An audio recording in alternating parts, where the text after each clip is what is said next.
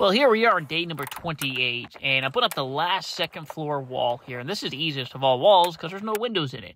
So it's real simple to mark everything out 16 inches on center. Just throw those boards in, nothing to it. And then all I have to do after that, put on the top plate and start squaring this building up and just tying everything in.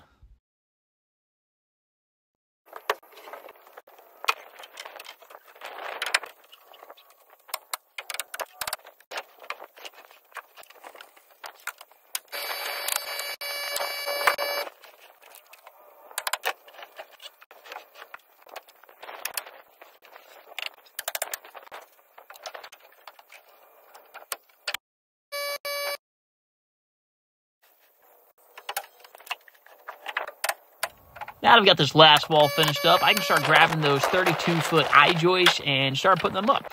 Now, they weren't the lightest things to carry around and put up, but, well, we were able to get it done there. And now, for all you YouTube framing experts out there thinking, wait a second, that's a 32-foot I-Joist. That's only 9.5 inches wide. That's not going to be able to span 32 feet, and you are correct.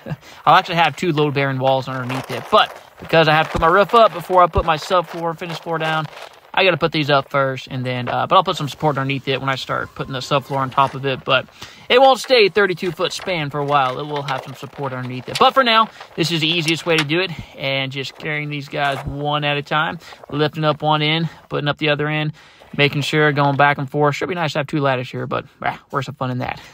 But until next time, don't forget to like and subscribe.